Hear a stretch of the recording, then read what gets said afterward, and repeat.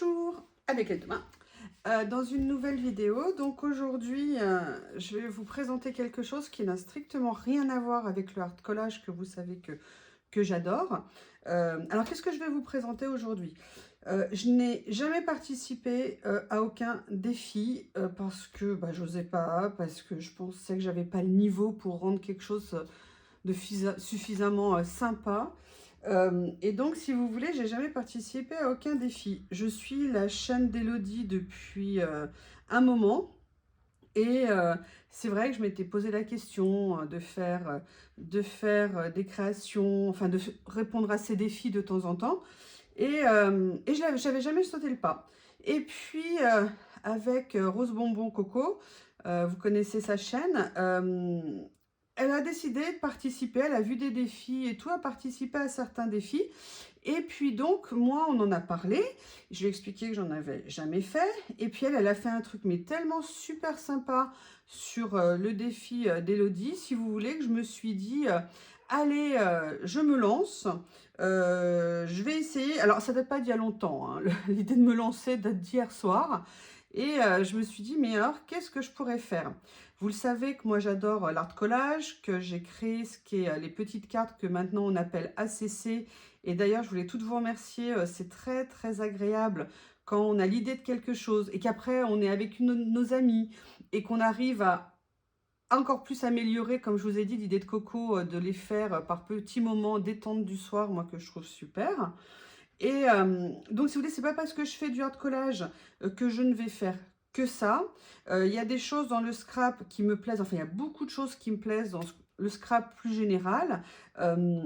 Mais si vous voulez, c'est vrai qu'actuellement, faire des albums classiques, c'est pas trop mon truc. Moi, les cartes, les grandes cartes ou même les sketchs, pour l'instant, je suis vraiment pas... Enfin, j'en fais pas. Mais là, le thème d'Elodie ce mois-ci, à savoir le mood board, là, je me suis dit, ouais, ça j'aime. Alors, faire un mood board, mais faire un mood board comment? Alors, déjà, oui, avant, moi, je vais vous dire, au niveau de mon mood board, il y a une marque au niveau du scrap, mais que j'adore, mais depuis le début, c'est la marque Happy Little Fox, qui est une marque absolument géniale, qui a souvent des motifs assez simples. On n'est pas dans le clear and simple, mais on n'est pas loin. Vraiment, c'est une marque que j'adore. Et donc, j'avais envie de me dire, tiens, mood board, Happy Little Fox, printemps, qu'est-ce qu'on peut faire avec ces trois éléments? Donc là, je vais vous présenter une partie de ma collection de chez Happy Little Fox. Je suis fan. Je vais vous raconter juste une petite anecdote. J'ai rencontré Magali de la marque Happy Little Fox, la créatrice, sur un salon, parce que moi, je vais à des salons. Alors avant, j'allais à la version scrap, mais mon salon préféré plus que tout, c'est le salon Scrapin. Et notamment, il y a également Oscrea à Chambéry. Et puis, je crois que maintenant, elle en fait dans d'autres régions. Parce que c'est un salon qui est à taille humaine, mais il y a énormément de boutiques dedans. Et acheter en vrai, c'est-à-dire sur les salons, il y a vraiment quelque chose de particulier parce qu'on peut voir les choses, parce qu'on échange avec les créateurs. Et puis, parce que c'est aussi un moment où, en tant que scrapeuse, on perd complètement la boule. Et donc, petit moment privé avec une de mes amies scrapeuses, youtubeuses, que vous connaissez tous, c'est Célie de la chaîne Célie Scrap. Nous avions décidé d'aller à version scrap, à Scrapin, pardon, ensemble. Je crois que c'était le Scrapin avant Covid, je crois que c'était en 2019. Alors, sachez que notre déplacement là-bas était assez proche d'un déplacement pour faire une exploration en Antarctique. La préparation a été assez proche. Nous savions à quelle heure pile poil nous voulions arriver. Donc, pour savoir à quelle heure nous voulions arriver, on avait fixé l'heure de départ, mais au cas où, on avait pris une petite marge. Célie avait préparé sa liste de je veux, je ne veux pas. Et si vous voulez, moi, étant donné que c'était le premier, j'y allais à l'aventure. On verra bien ce que c'est. J'étais frétillante comme un gardon. Et nous voilà partis. Boum, boum, boum. On arrive à Scrapin. Et moi, vraiment, j'adorais cette marque et je m'étais dit, tiens, je vais y aller. On y allait à l'ouverture. On voulait être limite les premières à rentrer et tout. Et on y va, on rentre. Et là, moi, boum, je me dirige directement vers le stand d'Happy Little Fox. Je parle avec Magali, je regarde ce qu'elle fait. J'étais trop contente. Et puis, comme c'était ma première, je dis, oh, je vais aller voir ailleurs. La journée se passe, boum, boum, boum. Je fais mes achats. Et là, je repars. J'avais complètement oublié de retourner sur le stand d'Happy pour acheter des choses. J'étais mais effondrée. On en a reparlé avec elle à un salon suivant. Et comme j'étais la première et que c'était, je crois, son premier salon, elle se souvenait très bien. J'ai rattrapé depuis hein, au niveau des commandes. Vous savez que vous pouvez acheter ou sur des sites revendeurs ou alors vous pouvez acheter directement sur le site de la marque. C'est pareil, je sais que c'est un budget, ce sont des marques françaises. Ce qu'il faut bien voir, c'est que ce sont des créateurs qui font ce travail, qui font souvent un travail génial. Et au niveau budget, moi, comme je vous l'ai dit, j'ai appris quelque chose. Alors déjà, pour faire l'historique, moi, quand j'ai commencé le scrap, je savais absolument pas si ça allait me plaire. Et ben, je suis passée par des sites étrangers. J'ai acheté ce que je ne savais pas, de la contrefaçon, parce que je n'y connaissais rien. Et j'ai été complètement formée par la personne que j'ai citée précédemment, à savoir Célie. Alors Célie, elle est évidemment anti-contrefaçon, elle n'achète rien de contrefaçon. Et si vous voulez, elle m'a vraiment expliqué l'avantage des marques, les marques. En allant chez elle, j'ai vu la différence en termes de qualité au niveau des marques, ce que ça représentait. Mais voilà, c'est un budget, donc je ne peux pas toujours m'acheter, comme je vous l'ai dit, moi, les collections quand elles sortent. En plus, les DT, et nous, on scrape tellement quand une marque, une série, une collection sort, si vous voulez, que souvent, moi, quand il y a tout le monde qui fait ça, j'ai pas d'idée. Donc, j'ai pris l'habitude, bon, parfois j'achète à la sortie, mais quasiment tout ce que j'ai a été acheté au moment de promotion, au moment de solde, au moment de fin de série, de façon à pouvoir acheter maintenant de la qualité au niveau des marques et si vous voulez pouvoir me faire plaisir. Et je cherche les promotions, je cherche voilà, toutes les périodes où je peux avoir quelque chose. Et puis, par exemple, quand j'achète sur une boutique plus généraliste, je vais rajouter l'élément soldé de cette marque que je n'avais pas trouvé précédemment si j'en trouve. Voilà, parce que je crois qu'il faut faire vivre la créativité de notre pays et des marques officielles quand il y a des marques aussi espagnoles ou américaines. Vous avez Alouacide ou Laura by Laura ou vous avez Paige Evans à l'étranger, si vous voulez, qui sont des marques magnifiques. Mais par contre, je ne vais pas me dénaturer. Oui, j'achète aussi sur les sites chinois, mais je fais extrêmement attention quand j'achète sur les sites chinois de ne pas acheter de contrefaçon de nos marques qu'on connaît, de façon à pouvoir continuer à favoriser tout ce qui est la création. Aujourd'hui, donc, favoriser, il y a vraiment des grosses promos. Vous avez un site comme Ephemeria qui fait des promos mais énormes. Moi, j'ai acheté beaucoup de All & Create qui étaient soldés à 80%, à 70%. J'ai fait vraiment des achats magnifiques à des prix qui étaient vraiment... Quand vous achetez une plaque qui fait 25 et que vous la payez 4, si vous voulez automatiquement, ça vous procure déjà un immense plaisir. Et puis voilà, ça vous permet d'acheter des marques en sachant qu'il y a une réelle différence au niveau de la qualité, notamment au niveau des tampons. Quand vous achetez de la marque, vous avez une autre qualité. Les dessins sont plus fins, les proportions sont celles qui ont été choisies par le créateur.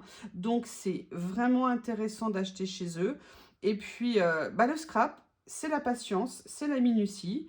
Et on ne peut pas toujours avoir tout ce qu'on veut tout de suite, mais parfois attendre un petit peu et utiliser, même acheter une collection. Moi, j'ai acheté des collections des fois qui avaient 3-4 ans, mais c'est pas grave.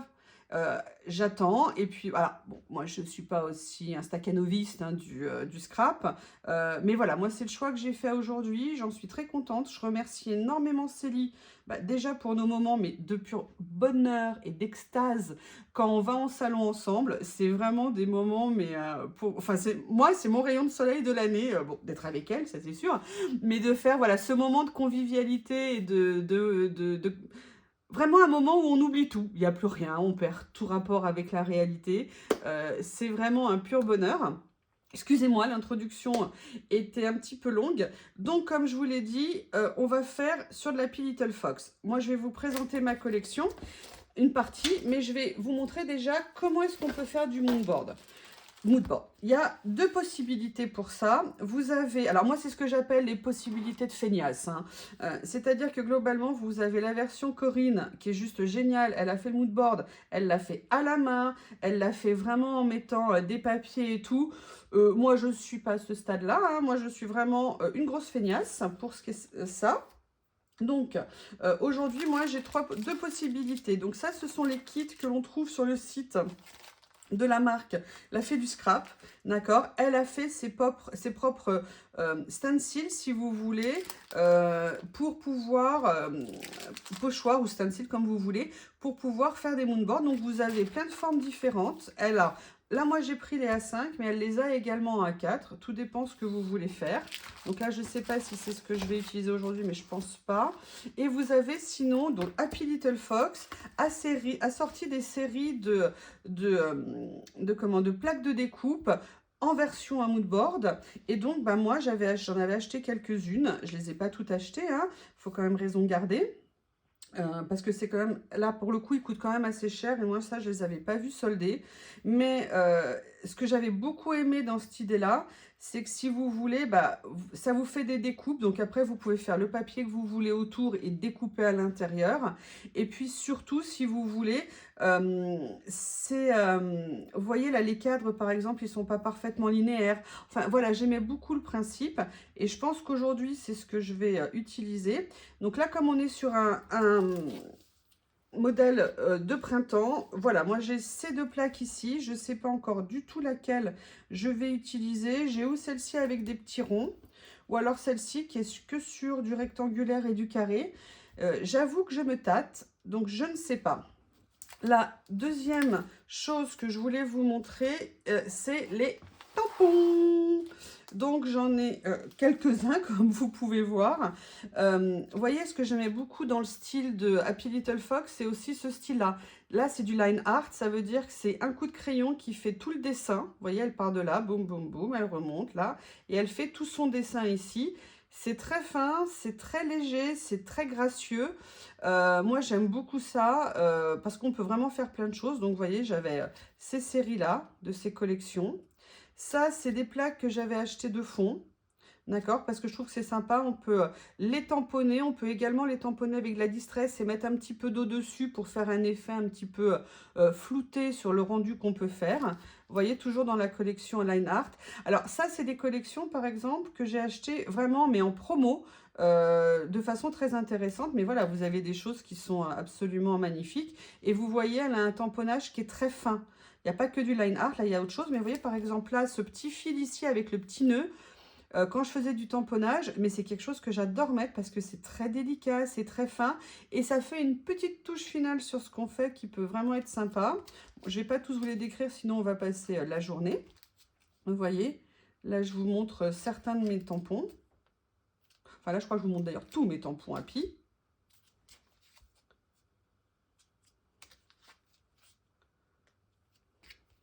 Alors, moi, je voudrais vous parler de ma méthode de classement aussi des tampons. Je vais juste faire un petit truc bref. On est toutes pareilles. On a cherché comment ranger nos tampons, comment ranger nos matrices de découpe et tout ça, c'est l'enfer. Je suis passée par tous les stades comme tout le monde. Je tamponne, je fais du chaud, machin et tout. J'ai tout essayé et globalement, rien ne m'allait parce que déjà, ça prenait beaucoup de temps. Et en plus, c'était parfois très cher parce que vous savez, j'avais acheté des pochettes plastiques sur, par exemple, Craftelier ou autre, où je mettais tous mes tampons dedans. Et puis un jour, je me suis dit, j'en ai ras-le-bol d'avoir des pochettes de toutes les tailles différentes. Est-ce que vraiment on sort 50 fois par jour tous nos tampons pour avoir à acheter des pochettes spécifiques ou alors à tamponner d'abord et tout ça? Et après, moi, je suis allée au plus simple. Déjà parce que je revends aussi parfois... Oui, bonjour Lily. Ravie, bonjour tout le monde, je suis une star, je m'appelle Lily, je suis un bébé très encombrant. Maman est occupée, mes puces. Et donc, si vous voulez, comme je vous ai dit, je revends parfois. Et donc, en fait, le mieux quand on revend, pour montrer que ce n'est pas des contrefaçons, c'est quand même de garder la plaque de fond originelle.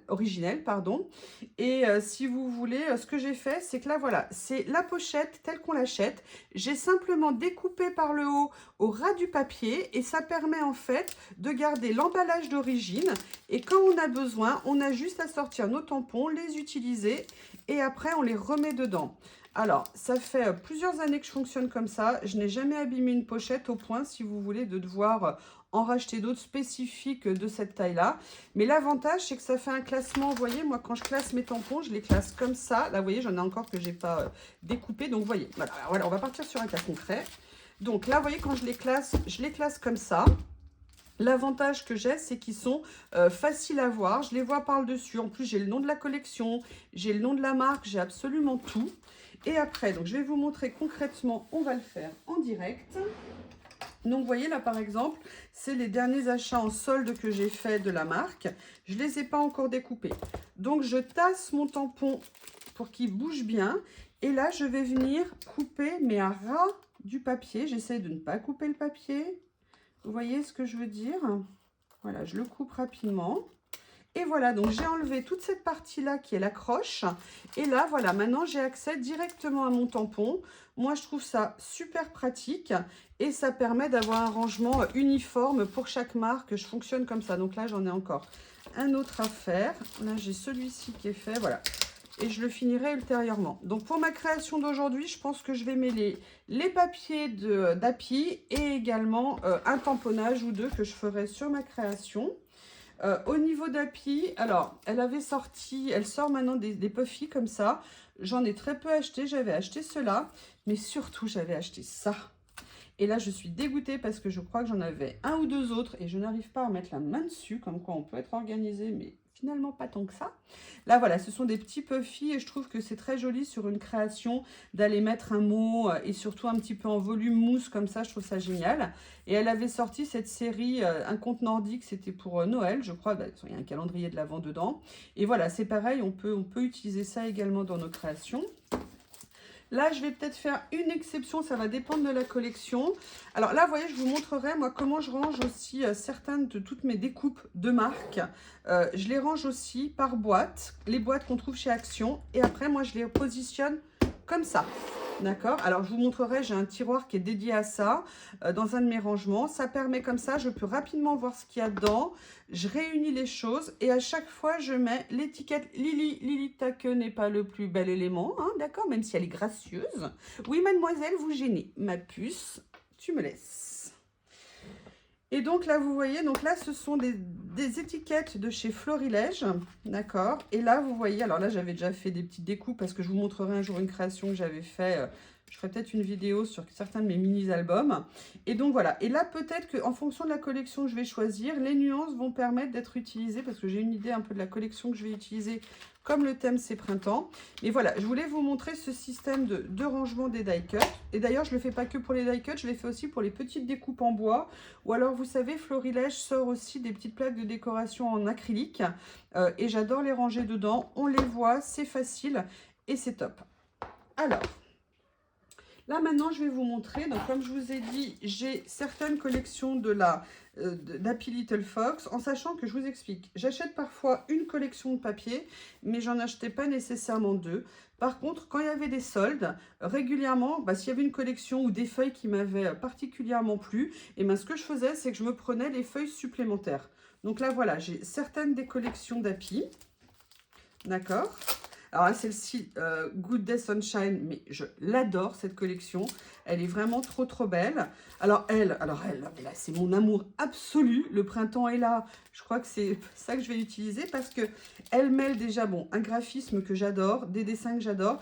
Et en plus, elle a un côté un peu japonisant par certains de ses papiers. Vous voyez ici, on voit qu'il y a un côté très japonisant.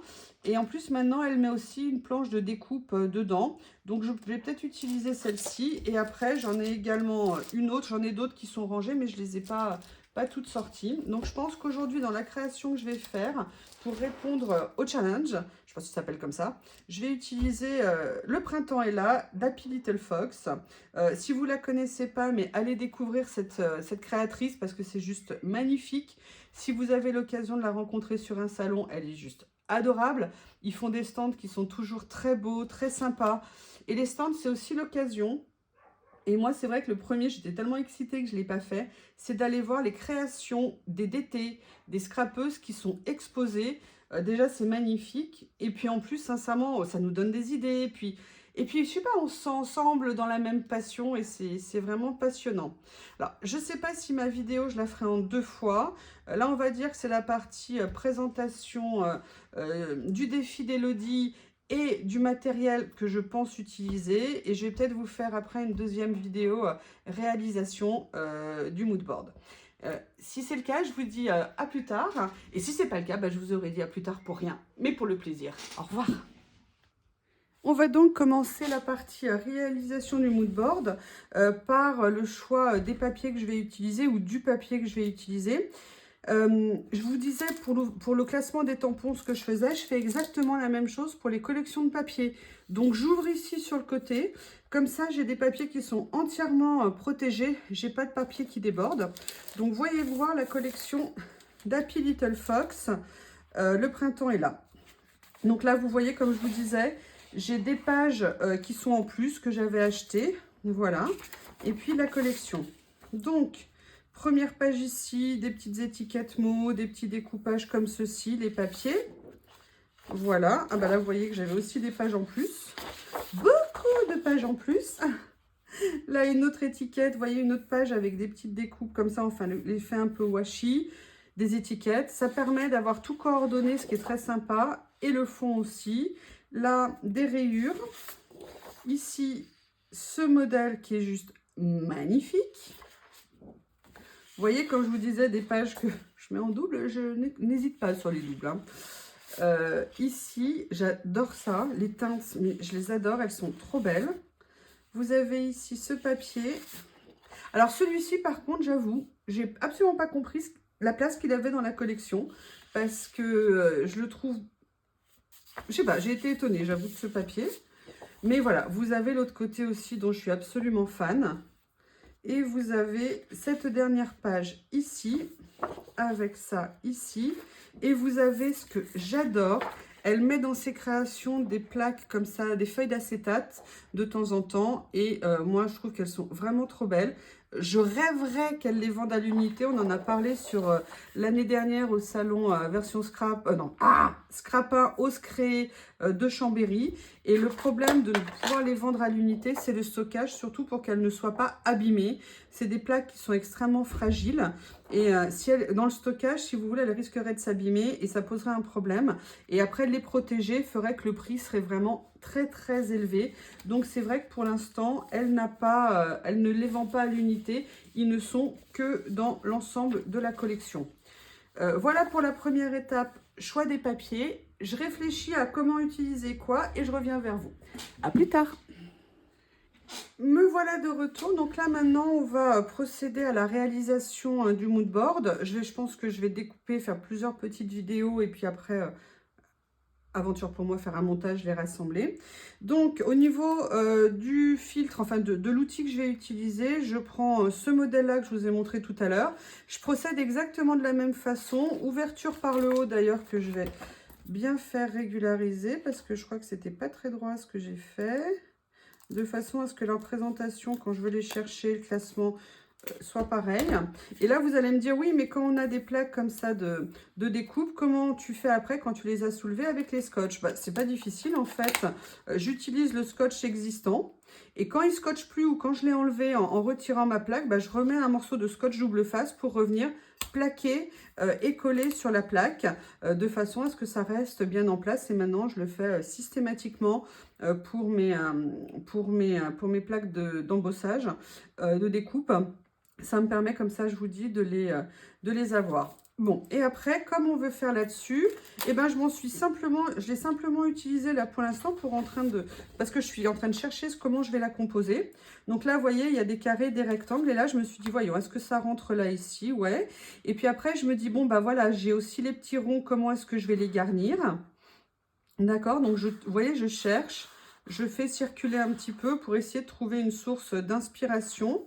Elle est tellement belle, c'est la collection Anani. Et j'adore cette collection, comme vous avez pu le comprendre. Là, je pense que Springtime aura évidemment toute sa place dans la collection. Là, après, il y a certainement des étiquettes. Donc voilà, ça, c'est une des feuilles de la collection que je vais clairement utiliser. Vous avez aussi Anami, vous voyez la collection ici, amoureuse de cette collection. Vous avez cette page ici, parce qu'il y a les étiquettes et je vais voir comment les utiliser, mais j'aime beaucoup. Et là, notamment, vous avez aussi les petites en longueur et je me dis que peut-être je pourrais venir utiliser un des morceaux comme base pour faire quelque chose dessus. Donc là, ce modèle, je l'aime beaucoup. Là, vous avez potentiellement celui-ci que j'aime aussi. De toute façon, je les aime tous, alors ça va être compliqué de choisir. Donc, je vais voir comment les utiliser. Après, je voudrais bien répartir un peu les couleurs. Et puis, je vais certainement laisser ou des emplacements vides pour venir faire du tamponnage, ou alors pour venir mettre des petits mots, des petites étiquettes. Enfin, voilà, je ne sais pas encore exactement comment je vais la réaliser. J'avoue que je ne sais pas non plus comment faire la vidéo parce que c'est la première fois que je fais une vidéo de cette taille-là en création. Donc, bah, écoutez, je vais faire ma sélection et puis je reviens avec vous pour la une nouvelle partie, pardon, de la création. À tout de suite.